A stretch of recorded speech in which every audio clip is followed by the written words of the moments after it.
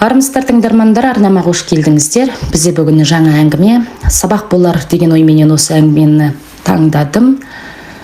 Ұнаған болатын болса бұл әңгіме соңында жүрекшені басып пікір қалдыра кетсеңіздер, сіздерден қатты қолдау күтемін. Ал әңгімемізді бастайық. Ыдыс аяғын шала шарпы жуып бөлмесіне асыққан Бибі төсегіне сылқылады. Төбегі төгілген аспашамның жарыққа шағылысқан қиыршықтарына қарап ойға батып кеткені. Өзінің 19 жасар үкідей бүріп тұрған шағы. Сұңғақ бойы қыпша белі мүсінін келістіріп, қос анары толықсаған бөліксесі әдемі қыздың ажарын әсемдеп тұрғандай. Өзі де қылмыңдаған қылықтың қатарынан. Сыңғырлаған күлкісі бой жеткенің бетіндегі шұқырын қайта-қайта кіргізіп, сүйкімділігін артылып жіберерде-ау. Әпкелерінің соңынан ілескен үйдің кенжесі, еркесі, ерте тұрмыс құрған әпкелерінің төркіндетіп, бала шағасының шуы мен жезделерінің айғайына қалай ғана шыдайсыңдар деп жиі айтушы еді. Сол кездері ойланбай айтқан әрбір аузынан шыққан сөзі болашағына бағдарлама болып жазылып жатқанын білмесе керек. Жігіт атаулының бәрі Бибінің соңында. Сөз салғаны көзіне тік қараса, батылы жетпегендер жұдырығын түйіп жұтынып қала беретін. Сұлулығына сеніп алған Бибіді де ешкімнің көңілі қаламай жетісіп кететіні бар. Ермегі телефон, агент, қолы боста достық тастаған жігіттермен танысып, құрбы достармен реті келсе кездесуге де шығатын. Жүрегі тастан ба әлде қоладан ба деген теңеу нақ өзіне арналғандай. Жүрегі ешкімге жібімейтін. Кей-кейде өзіне неге мен ешкімге ғашық бола алмаймын деп те сұрақ қоятын. Мектепте де, университетте де топтың алдында көш бастап жүреді. Сабағын қатырып оқымағанымен адамдармен тез тіл табысып, өзіне баурап алатын қасиеті бар. Жанынан құрбылары бір елі ажырамай, кейде ағасы не таныс жігіттермен таныстырып әлек болатын. Қойыңдаршы деп назданғанымен, іштей Бибінұрдың да жақсы жігітпен көңіл жарастырғысы келетіні. Көңілі жабырқап, ешкімге сырын ашқысы келмей мұңайып отырғанда телефоны дыз ете қалды. Қараса, бейтаныс жаннан сәлем деген хат келіпті. Дереу ауадағы суретіне қарап үлкейтіп көрді де жүрегі қылп ете қалды. Аты Данияр, өзінен 5 жасқа үлкен жігіт екен. Бибінұрға Даниярдың сөздері майдай жағатын. Суретін интернеттен көргені болмаса кездескен жоқ. Қал жағдай сұрасып жүріп 3 айда артқа тастапты. Екеуі бір өңірдің тумасы болғанымен Данияр бас қалада жұмыс жасайды. Кезекті еңбек демалысын күтумен 2 жастың сарылып, тағаты таусылды. Бауыры басып қалғаны болар, телефонға тыныштық бермей, жатса да, тұрса да бір-бірін іздейді. Екеуі телефонда: жаным, ау күнім, мен бір нәрсеге қатты алаңдаймын. Ол не сенің мазаңда қашырған жаным? Егер мысалы үшін мен сізге шын өмірде ұнамай қалсам, тастап кетпейсіз бе? Не болды? Не өзіңе не уверенсің бе? Керісінше оны көрген соң айтамын деп қызды одан сайын уайымға салды. Бибінұрға өмір екіге бөлінгендей. Бірі шынайы жанындағы адамдар болса, екіншісінде махаббатты телефонға байланғандай. Көптен күткен сәтте туды. Данияр пойызға билет алып, Бибінұрға қарай ұшып, ой, пойыз екен ғой, жүйткіп барады. Таңды көз ілмей атырған бой жеткен, сөресіндегі картадай жайылған түрлі үлгідегі көйлектерден өзін алғашқы кездесуде ажарландыра түсінетін ойлап басы қатты. Толқындай шаштарын бұйралап жайып жіберді де шеде еріндерін алқызыл түске бояп қойды. Ботадай көздеріне сояудай жабысқан кірпіктерін қайырып, аяғына сүйкімді сүйретпесін киіп алды. Жол жөнекей әрденен бір ойлап мазасы қашып барады. Ұнамай қалсам деген үрей қызды мұқтап ұстап алып, еш тыныштық бермеді. Теміржол вокзалына жеткенше шашының бұйрасы да, көзінің бояуы да ыстық күнге термен шығып, әбіржіп қалғаны. Пойыздың келіп тоқтағаны да қызды селт еткізбеді. Анадайда сөмкесінен алғандай айнасын алып, алақ-жұлақ қалаға отырған қызға қарай беттеген Данияр Бибінің нақ сол қыз екеніне көзі жетті. Төбесінен төніп тұрған біреуді аңғарған Бибі жүре отырған орнынан атып тұрды. Сасқаннан: сіз мендей беріп еді.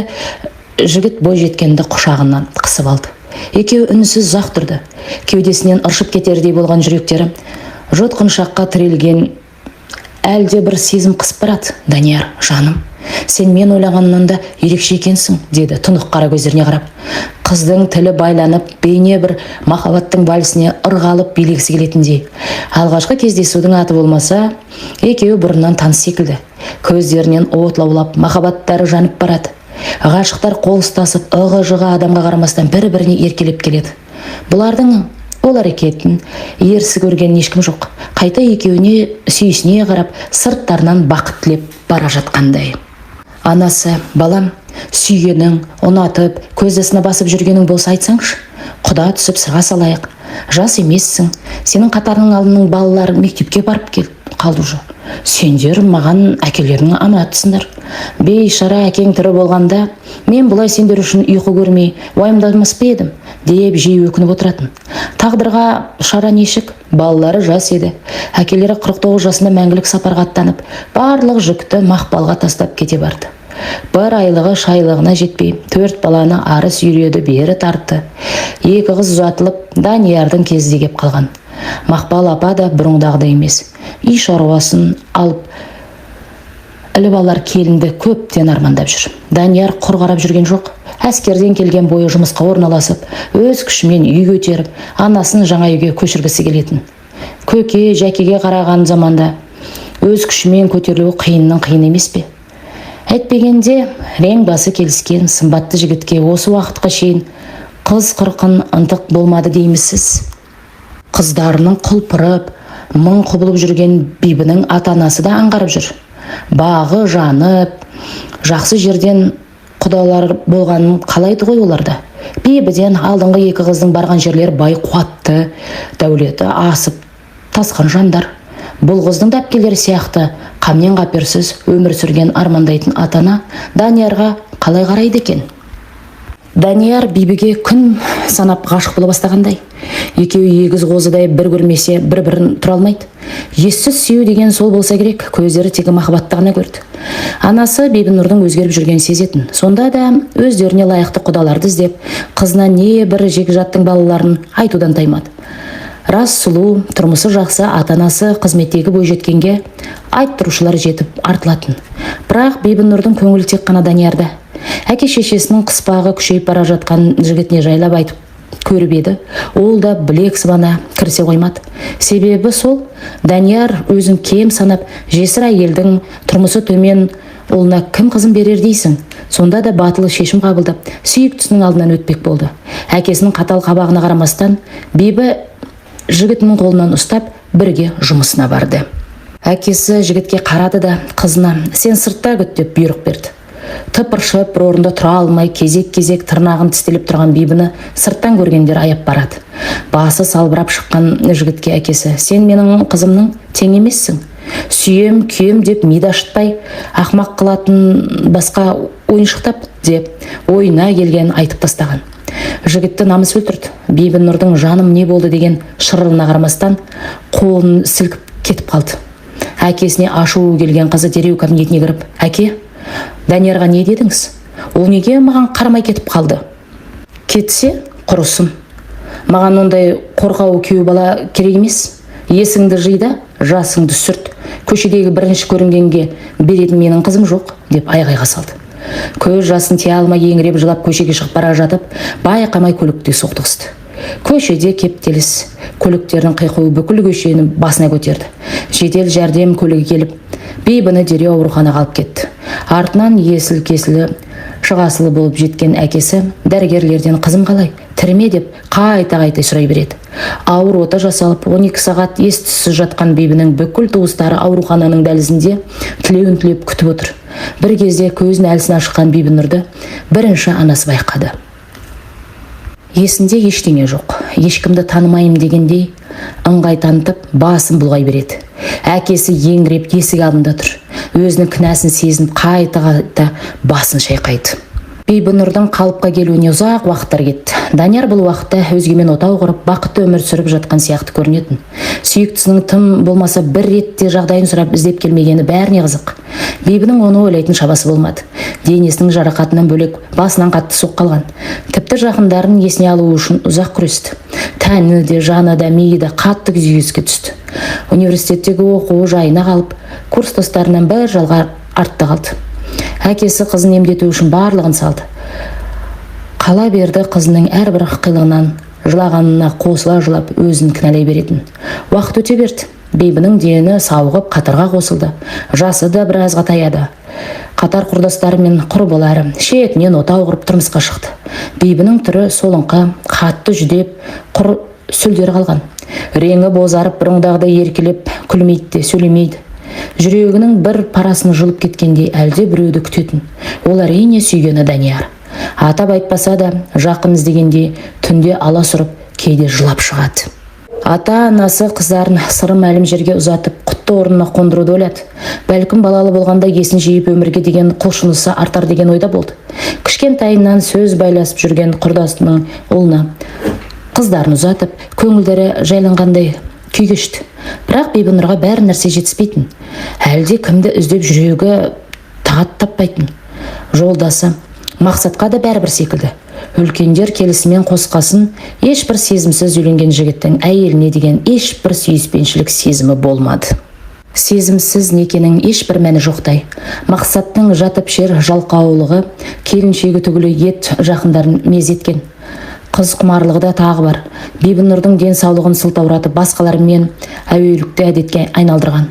Күйеуі бар ма бар, өзімен өзі не істесе оны қылсын деген қыздың әке-шешесі тек елдің артық сөзінен қорқып өмір сүріп жатты. Қатты сырқаттанып төсек тартып қалғанда Бибіні бәрі мүсіркеп, ешкімге керексіз адамдай қарады. Ажырамастай көрінген құрбыларының бірін таппай қалған. Бәрінен де Даниярдың ізім ғайып жоғалып кеткені қызық. Сүйіктісіне мойын бұрғызбастай Бибінің әкесі не деп қойды екен деген сұрақ бәрімізді мұң толғандырды. Некелескендеріне жылдар өтсе де Бибінің құрсағына шарана бітпеді. Кінәрат қыздарынан болар деумен, білікті дәрігерлердің табалдырығын тоздырған ата-анасы шындап уайымдай бастады. Тұратын өңіріндегі дәрігерлердің диагнозына күдікпен қараған ата-анасы Бибіні бас қалаға алып кетті. Міне сонда барып қыздың екінші тынысы ашылды. Неге екенін басқа қалаға баруға қатты дайындалып жүрегі бір нәрсені сезгенде аласұрып тұрды. Ұшаққа отырып қонғанша ойына түсініксіз бір бейне қайта-қайта орала береді. Мұнда оны күтетін біреу бардай телефоны қайта-қайта жалт қарап отыр. Анасы қызының ерсі көрінген қылықтарынан ұялып, ақырын шымшып қояды. Есі ауысқан адам ұшақ қолын аспанға көтеріп, тізеден төгілген етегін шыр көбелек айналдырып, мәз, туыстарының үйіне жайғасып ертеңіне тексерілуден өту үшін ең мықты клиникалардың біріне барды. Кезекке тұрып отырып, арба итерген жігітке көз түсті. Әлгіні бір жерден көргенде анасын түртпектеп қолымен нұсқап қоймады. Анасы жалт қарады да біреуді шырамытқандай ұзақ ойланып, сарт есіне түсірді. Шынайы өмірде кездестірмегенмен телефоннан бірнеше суреттерін байқап, жадына сақталып қалған-ау. Қызының қолына жетелеп жасырын қойғандай, аурухана дәлізінің қуысына алып барып, не істерін білмей қатты толқыды. Сол күннен бастап Бибінің де, анасының да тынышы қашып, мазасыз күйге түсті. Даниярдың жағдайы. Сіз қалай түсінбейсіз? Бұл сіздің міндетіңіз. Мен бұл баланы көшеден тауылған жоқпын. 18-ге жаңа толған жас қызға мұндай ауыртпалықты көтеру оңай дейсіз бе? Күйеуім бола тұра мұндай ойыңыз далада, мен өзімде керексіз адамдай сезінем. Қала берді менің де ер азаматымды құшақтап әйел бақытын сезінгім келеді деген Жанардың күнделікті айқайына Даниярдың да шыдамы түгесіп бітті.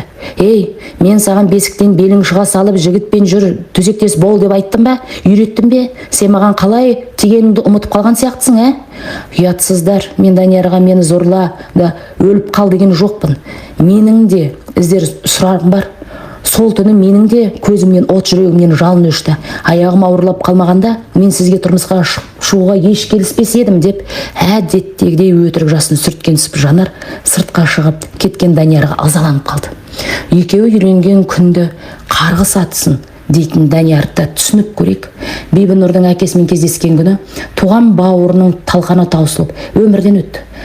Сарайында салбырап тұрған бауырын көріп, есін жия алмай қалған олар жетісін өткізер алдын нақ осы Жанар қарнын шермейтіп үйіне келіп тұр. Айтуынша ішіндегі нәрестенің әкесі Мадияр. Сөзіне сенейін десе бауыры өліп, сұрайтын ешкім жоқ. Сенбей қуып шығайын десе ертең күні шынымен бала соныкі болса, жалғыз тұяқты тентіретіп інісінің аруағынан қорықты. Қайта-қайта табалдықтарын тоздырған Жанардың айы күні жетіп босанып қалады. Әлгі шақалақты көрген Даниярдың анасы Мақпал апаның жүрегі езіліп қоя берді. Сөйтті де Даниярға: егер менің де өліп кеткенімді қаламасаң, ініңнің аманатына үйленесің деп тұрып алды. Інісінің жұмбақ өліміне Жанарды іштей кінәлап жүретін ол сезімсіз екені құптамады. Жанарды жек көрді. Бірақ сүйіп тұрған қызының әкесінің орныңды біл, көшедегі жетмек өткіншіге беретін қызым жоқ деген сөзі намысын жеп, амалсыздан анасына разылығын беріп үйлі болды. Ол шақта Бибінұрдың ауруханада ес-түссіз жатқан кезі еді. Жанардың кесірі баласына тиіп мүгедек болып туылды. Өз еркімен еш нәрсе ұстай алмайтын сал ауруына шалдыққан баланы жоспарлы түрде емдеу үшін ауруханаға жиі келіп тұрады. Бибінің де нағасы ауруханаға келіп ем алуы кездейсоқтық, не жаратқанның қалауы болар. Данияр Бибіні тек екінші келгенде ғана аңғарды. Сары уайымға салынған анасы екеуінің қайта ұшыраспауын қалап еді. Адамның дегені бола қоймады. Науқастар ұзын сонар кезекте талондары мен экрандағы шыққан цифрларға қарап отыр. Данияр да өздері қаралатын кабинеттің алдында. Баласы су дегенде ишарат білдіріп, екеуі дәлізге кіре берістегі фильтрлі ыдысқа қарай беттеді. Бибінің де жүрегі қысылып су ішкісі келген. Екеуі екі жақта жүре қарама-қарсы бағытта көздері түйісіп, қаз қалпында қатып қалғандай. Данияр сүйіктісін жазбай таныды. Солың қойыңне қарамастан баяғы сүйкімді жүзіндегі жылылық әлі де есіп, Даниярдың жүрегін қайта дүрсілдетіп қоя берді. Әлде бір іздегенін тапқандай Бибі Даниярға қарай жүгіріп, иығына екі қолын айқастыра құшақтап түсініксіз күйге түсті. Екеуінің құшақтасып тұрған анасы дереу Бибінің қолдарын қағып Даниярға аларып қарады. Күйеу баласының туыстары көріп қалса не болмақ деген арам ойы маза бермей, Бибіге сенің есің дұрыс па? Қайдағы бір еркекті сонша құшақтаған не? Күйеуің білсе жаныңды көзіңе көрсетер дей бергенде, мама жоқ, бұл қайдағы біреу емес, мен сезіп тұрмын, жүрегім толқып біртүрлі сезім кешіп тұрмын. Айтыңызшы, сізді есіме толық түсірмесем де, сіз мені таныңыз ба? деген. Бибі күйгелектеніп көзден ұшып түскен жастарын жемпірінің жеңімен сүртіп берді. Данияр еш шіміртпей: кешіріңіз, мен сізді ешқашан еш жерде жолықпаған екенмін, бейтаныс қарындас деді де баласы отырған колясканы итеріп кетіп қалды. Анасы аң-таң, мүмкін емес, қалайша жігіті қызын танымай қалады деген ойлар мазасын алып тұрса да, қызына білдірмей дәрігердің кезегіне қайта тұрды. Бибі жыдаған қояр емес. Анасына қайтадан сол жігітпен кездескісі келетінін айта береді. Ішінде айтылмаған, шешілмеген түйіннің жауабы барды. Кібіртіктеумен болды. Танымаймын десе де Даниярдың өзегі өртеніп барады. Сүйгенінің денсаулығында кінәраттың барын анық түсініп тұр. Десе де сол шақта басқа амалы қалмады. Бибінұрдың есін алған Данияр да өзіне келе алмай біраз жүрді. Соңғы рет әкесінің кабинетінің алдында жолыққан екеуіне көріспегелі бірнеше жылдар өткен. Ұмыттым деп өзін алдағанмен бәрі керісінше екені қайта жолыққанда шыға келді. Сүйектен өткен сүйіктісінің әкесінің сөздері бет қаратпастай етіп, жігіттің сағын сындырды емес пе? Күйеуінің өзгеріп жүрген сезген жанар ізіне түсе бастады. Жар жылуын сезінбей жүрген ол әйелді де түсінуге болар ма еді? Отасқалы қанша жыл өтсе де Даниярдың құшағында еркелеп жатпай, жалғыздықпен алысып келген. Бай баламға салынып, бұзық төркінімен қорқытып, күйеуге тиіп алмағанда қазір өз жеңгелеріне жексұрын болып жүрер еді. Қыз күнінен жігіт десе де, көзі жайтаңдап жанап шығатын Жанардың Мадиярға дейін де қаншама жігіті болған. Кімнен екенін білмей көтерген баласын бейшара өлген Мадиярға жауып қойып, тағы ағасынан махаббат сұрағысын қайтесіз? Бибінұрдың күйеуінен де қайры жоқ. Ем алып жатқанына бір айдан асқанымен артынан іздеп келмек түгілі әйелімнің халі қалай деп бір ауыз сұраған да жоқ. Күйеуінің немқұрайлығына Бибінің көңілі баяғыдай. Жүрегі тартқан әлгі жігітті іздеп көргісі келе береді. Ертеңіне тағы да ауруханадағы сан мың адамның ішінен Даниярды іздеп тұр. Ертеңіне де оның, ертесіне де тіпті бір апта өтсе де Даниярды көре алмады. Әйтеуір көзден ғайып болды ау деген Бибінің анасының уайымы сейілгенде. Жұбайына не демек? Қызыңды бұрынғы ғашығымен табыстырып келдім деп сүйінші сұрар ма еді? Кезекті емі соңына жетіп Бибінұр мен анасы жолға шықты. Артынан біреу келердей қайта жалтақтап жүргек пойызға мінгенше байыз таппады. Купеге отырған күйі жастығын құшақтап ұйқыға кетті. Көзін ашса, өз қаларына жақындап қалыпты. төсек орнын жинап, анасына көмектескен бибінің жүрегі әлдебір жақсылықты сезетіндей алып ұшып тұр. Еміс есіне Даниярмен алғашқы кездесу түсіп, ойланып қояды. Әйтеуір асығысып жүретін адамдармен жағаласып, бұлар да пойыздан түсіп, таксилер тұратын жаққа беттеді. Кенет біреудің бибі деген дауыс естілді. Елестеген шығар деумен артына қарайламай жүріп келе жатқан бибінің алдынан Данияр шыға келді. Төбеден түскенде сүйіктісінің қарсы алдында жылмай көз түйісіп тұрғаны бибіні бей-жай күйге түсірді. Екеуінің есі ауысқан адамша сілейіп қатып тұрғаны бибінің анасында алаңдатып барады. Данияр ақырын анасына бұрылып, мүмкін болса бірнеше минут қызыңызбен сөйлессем деп өтініш білдірді. Қарсыласса жағдайын қиындатыны айдан анық. Оңашада қалған екеуінде үн жоқ. Көздері жасқа толып мөлейіп қараған бибіні құшақтап алған Данияр құлағына мен сені сүйемін, бұрында, қазір де деп сыбырлады. Жігіттің майдай жаққан сөздер Бибінұрды балқытқанына қарамай, қаусыра құшақтаған қолдарын қағып түсірді. Ішіндегі толып қалған әлемі өздігінен ауыздап шығып, Даниярды айыптай бастады. Әсіресе неге деген сұрақ көкейін тесіп, жауабын білгенше жанын жеп барады. Қалай ренжісе де Бибіңдікі орынды екен. Данияр мойындап, кешірші деумен, өткенді айтып ақталумен әлек. Екеудің шерін біткетін түрі жоқ. Ешкімді көзіне елемей, ішіне толған өксікті тия алмай жылай берген бибіге жігіттің де қосыла жылағаны, сырттарынан бақылаған анасының көңілі босады. Өздері қорғылған жастардың махаббаттарының обалына қалған енді түсінгендей. Даниярға сүйіктісінің өкпесін басу үшін бір кездесу аздық етті. Екеуінің сағынышы мен қимастығы басылмай, амалсыздан қоштасып барады. Төркіндетіп жүрген бибінің жолдасы артынан іздеп келмек түгілі хабарласып телефон соқпады. Күйеуінің немқұрайлығына бас қатырмаған бибі үйінде қалып кеткен бір шама керек заттарын алуға барған. Қызықтың көкесі сонда болып, күрмеулі мәселенің түйіні шешіле кетті. Ас үйде шүйіркелесіп отырған күйеуінің жанындағы әйелді көрген бибі таңғалмады. Айтпаса да түсінікті. Енесі, не істеп жүрсің сен мұнда деп таңырқай қарап тұр. Мақсат ештеңе деместен қолына ажырасуға берген қағазды ұстады. Бибіні де ештеңе ұстап тұрған жоқ еді. Еш ойланбастан сыртқа шығарып тастаған екі сөмкесін көтеріп төркініне тартты. Құдам деп сыйласқан байырғы досының сатқындығы әкесіне қатты батты. Сөзге келіп араласпай кетті. Осы кезде Даниярдың отбасылық өмірінің соңғы шегі жетті. Бауырыңнан жүктімін деп Жанардың алдап тигелі белгілі болды. Қан сараптамалар сәйкес болмай, Данияр мен әлгі баланың туыстық еш байланысы жоқ екен. Баланың еш жазығы болмағанмен Жанарды кешіруді мүмкін болмады. Екеуінің де жолын Алла ашып, керексіз адамды өмірлерінен ысырып тастағандай. Ештеңеге қарамастан Данияр сүйіктісінің үйіне барып, әкесінің алдын қанша қиын болса да өтуге бел байлады. Қаншама жылдан соң қайта қызың қолын сұрап келген жігіттің бетін қайтаруға дәті шыдамаған әкесі күйеу баласының алдында өткен іс үшін кешірім сұрап разылығын берді. Әке деген еш уақытта балаларына зияндық тілемесе керек. Қызының бақыты үшін кезінде жасамаған жақсылықты қолынан келгенше жасап бақты.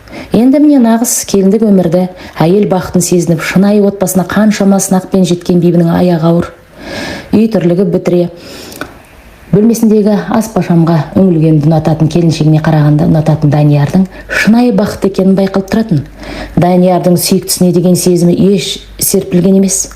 Арада қаншама түсініспестіктерге қарамастан екеуі бақытты ғұмыр кешіп бір-бірін кешіре білді. Бибінұрдың бақыттан бал-бұл жанған жүзін көріп, әкесі өкініштен қаншама жылдар екі жастың тағдырына балта шапқанын ойлап жылап қалатын. Екеуінің бір-біріне деген шынайы сезімдер қаншама шаңырақтың шайқалғанына кесірін тигізді ме жоқ па? Оны сіз айтыңыз. Меніңше әкесі әу баста келісім бергенде бәрі де бақытты болар еді-ау. Осымен соңы, құрметті тыңдармандар. Сіздерге әңгіме ұнады ма? Қандай әсер алдыңыздар? Пікір қалдыра кетсеңіздер, ұнаған болса, жүрекшені бассаңыздар. Көп-көп рахмет.